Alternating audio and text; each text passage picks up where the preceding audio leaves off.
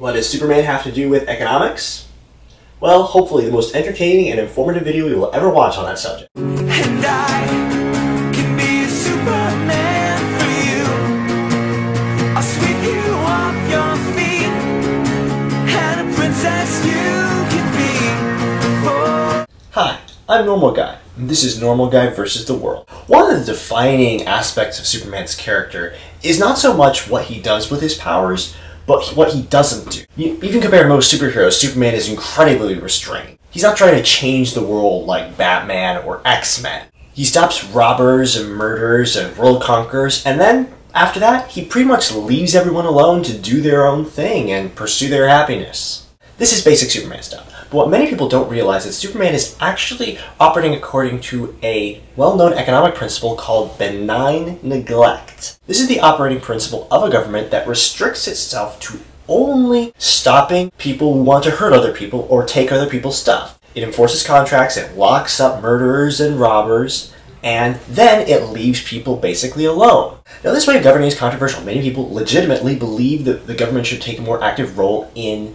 promoting the best interests of the whole community, shaping people into becoming better people and having a better society.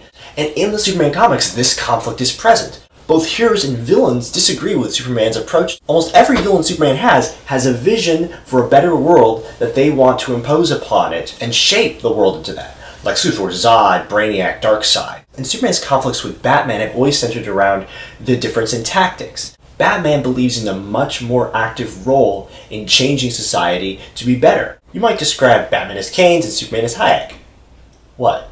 I'm a nerd, okay? Get over it! However, Dan Didio, co-publisher of DC Comics, pointed out that something very important about the Superman-Batman dynamic and our real world. Batman's style is to be much more proactive in his approach to making the world a better place. Superman's is much more hands-off. And yet, Metropolis is the place you would much rather live than Gotham. The city that has the more proactive hero is darker and much more unpleasant, more dystopian, and the one by the more hands-off hero is much more ideal and utopian, and much better place to live. And that's actually the way it works in the real world. The places that have the most economic freedom, and the most freedom overall, are the ones that anyone would say are the best places to live.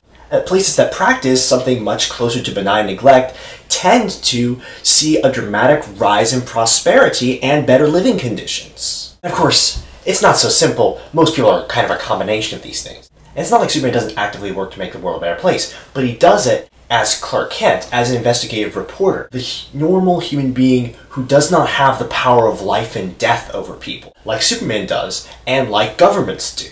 That is why Superman stands for truth, justice, and the American way, not the American dream. It's the method of making that dream of reality that defines Superman. And I don't know about you, but personally, I like living in Superman's world. So, that's it. You watched the video. Now, anytime anyone says superheroes are childish and immature, you can just point them to this video. Be sure to subscribe to the Real Normal Guys channel for more great videos like this.